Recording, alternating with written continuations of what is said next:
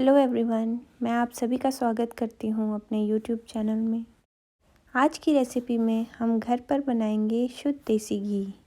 घी बनाने के लिए हमें चाहिए होती है मलाई, जिसे क्रीम भी कहा जाता है। यहाँ पर मैंने लगभग 1 हफ्ते की मलाई को इकट्ठा कर दिया था। आप भी इस तरह से मलाई को इकट्ठा करके फ्रिज में रख सकते हैं। आप सभी के मन में ये सवाल भी उठता होगा कि मलाई को गाढ़ा कैसे किया जाए। इसके लिए आप दूध को बॉईल कर दें और बॉईल करने के बाद उसे ठंडा होने दें। ठंडा होने के बाद उसे फ्रिज में रख दें। ऐसा करने के बाद जब आप फ्रिज से दूध को निकालते हैं तो उसमें काफ़ी अच्छी लेयर मलाई की जम जाती है। ये तो हो गई मलाई की बात। आप देख रहे होंगे कि मैं मक्खन बनाने के लिए मलाई को किस तरह से हिला रही हूँ। आप हाथों से मलाई को इस तरह से हिला सकते हैं या फिर आप इसे डब्बे में भी हिला सकते हैं। इसे कई जगह पर मलाई छोलना भी कहा जाता है। पहले के टाइम पे मदानी यूज़ की जाती थी, अभी भी यूज़ करते हैं जहाँ पर ज़्यादा क्वांटिटी में मक्खन बनाना हो। मलाई छोलने के बाद जब लस्सी अलग होने लग जाए तो हमें समझ लेना चाहिए कि मक्खन तैयार हो चुका है। अब आप इस तरह से हाथों की हेल्प से इसे लस्सी से अलग कर देंगे। बस अब हमने मक्खन को अलग कर दिया है और लस्सी को हम अलग कर देंगे। अब सबसे इम्पॉर्टेंट बात है कि हमें मक्खन को अच्छे से धोना होता है, क्योंकि अगर हम मक्खन को अच्छे से नहीं धोएंगे तो घी में स्मेल भी रह सकती है और घी अच्छा भी नहीं बन सकता। इसलिए हम काफ़ी सारे पानी से मक्खन को धो लेते हैं और इस तरह से हमने लगभग सारी लस्सी इससे निकाल दी है। अच्छा मक्खन बनाने में टेम्परेचर का बहुत बड़ा रोल होता है। अगर गर्मियाँ हो तो हम तुरंत ही फ्रिज से मलाई निकाल कर मक्खन बना सकते हैं, लेकिन आजकल सर्दियाँ थी तो मैंने सुबह ही मलाई को फ्रिज से निकाल दिया था और शाम में मैंने मक्खन बनाया। थोड़ा मक्खन मैंने कुछ दिन पहले ही बना के रखा था। अगर टेम्परेचर और ज़्यादा ठंडा हो तो हमें इसमें गर्म पानी भी डालना पड़ता है, और टेम्परेचर बहुत ज़्यादा हो तो हमें ठंडा पानी भी डालना पड़ता है। तो अल्टीमेटली हमें सीज़न के हिसाब से मलाई को छोलना पड़ता है। कई लोगों का कहना होता है कि जब वो गर्मियों में मलाई को छोलते हैं तो वो एकदम से घुलने लगती है, तो उसमें उस वक्त ठंडा पानी डाल देना चाहिए।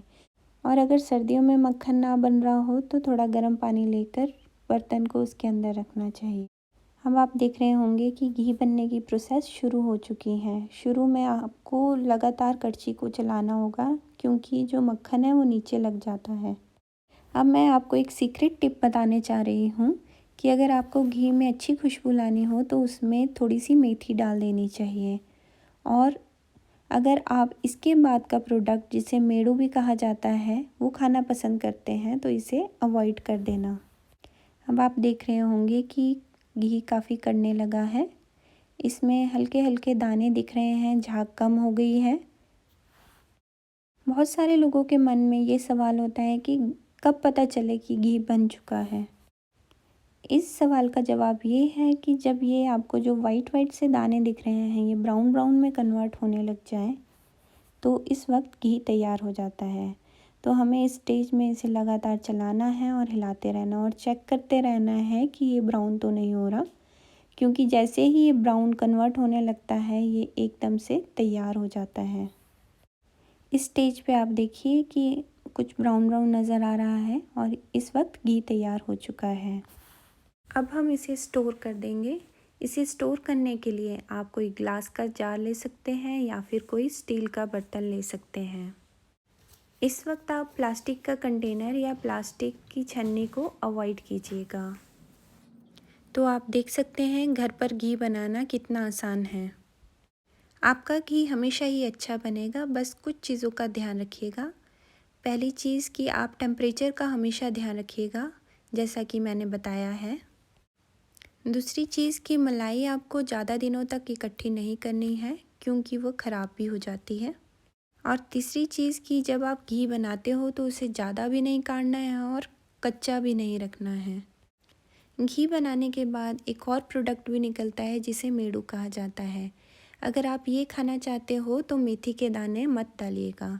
इसे चीनी डाल के खाया जाता है और इसके परांठे भी बनाए जाते हैं। तो मैंने अपनी स्पेशल फ्रेंड पायल की डिमांड पे ये वीडियो बनाई थी। होप कि आप सभी को ये वीडियो पसंद आई होगी। आप भी घर पे शुद्ध देसी घी ज़रूर बनाइए और इसी तरह की वीडियो अपडेट्स के लिए मेरे चैनल को सब्सक्राइब करना ना भूलिए। Thank you.